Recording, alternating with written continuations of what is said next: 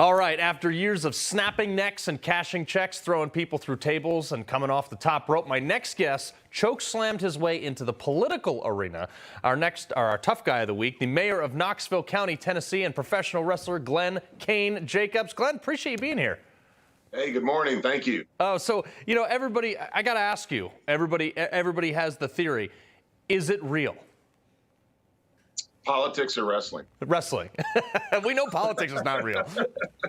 Well, it's entertainment, okay? You know, and people say, oh, it's fake or whatever, and I don't really like that because I think it really diminishes the athletic endeavor and the athleticism involved and the jeopardy. I mean, every time you go out there, you try to put on as good a show as you possibly can, and in doing so, you often put your body at risk and in the hands of the other person that you're in the ring with.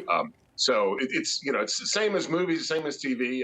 It's entertainment. Yeah, the finishes are predetermined, but nevertheless, you do have to be an athlete to be able to.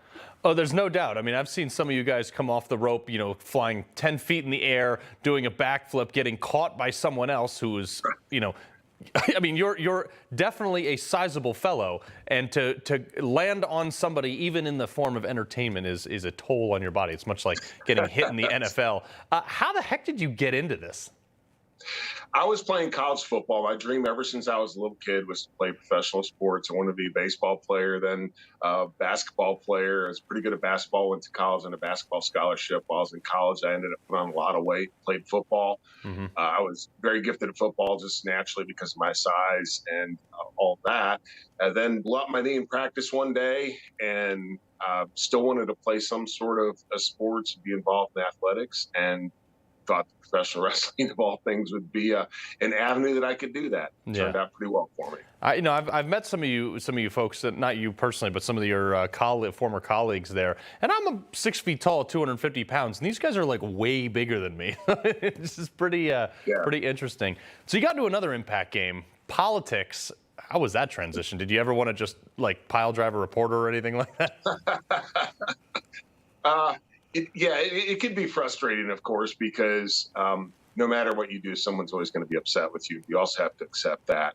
And for me, I use my internal compass as my guide, and I don't worry if I upset people. In fact, a lot of times if people are mad at me, that's probably good. Things means I'm doing my job. Well, I don't know if you know, but I was an all-state wrestler out of Connecticut, and competed at New England's and nationals and stuff like that. And so I have the in the arena theory, okay, and you're very familiar with that. So as you get into politics and you look at some of these people, I mean, obviously you played high school football at a very high level, and you obviously went on to blow out your knee and things like that. So you understand being in the arena. How hard is it to transition from, even though it is an act, it is still an aggressive sport, and you're in the arena, people who criticize you, oh, you should do this or you should do that. Getting into politics, what do you say to someone who's never been in the arena and criticizes you? Well, as you say, it's that understanding of you're actually in the game, and you get it, you understand it. And it's the same in wrestling. I think that wrestling actually helped me at that transition because I was already used to being in the public eye. A little different, of course, because in wrestling, you're wearing more clothes now. Yeah, you might. In politics, but nevertheless, you're still there. So that probably made it somewhat easier for me.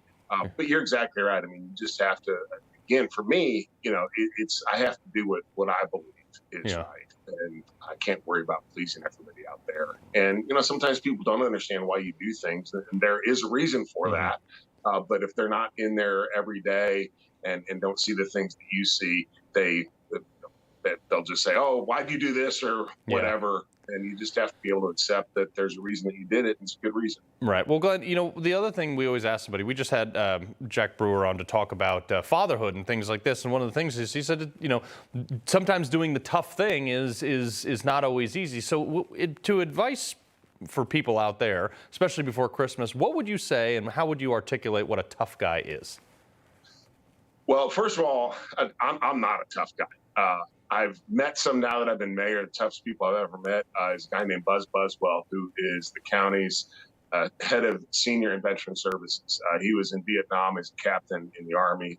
He was shot And as he was being airlifted out, he was shot again. Almost died, and now you see the guy, and it's amazing. Of course, he's older. He's about 7 years old.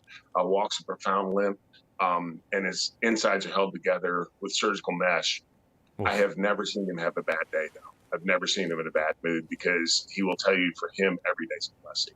And I think a tough guy is someone that just does the right thing, no matter the circumstances, and always, makes people around them better and tries to make the world a better place. That may be one of the best answers we've gotten on this program. Glenn, Kane Jacobs, pleasure, sir. Thank you so much. Appreciate it. Merry Christmas.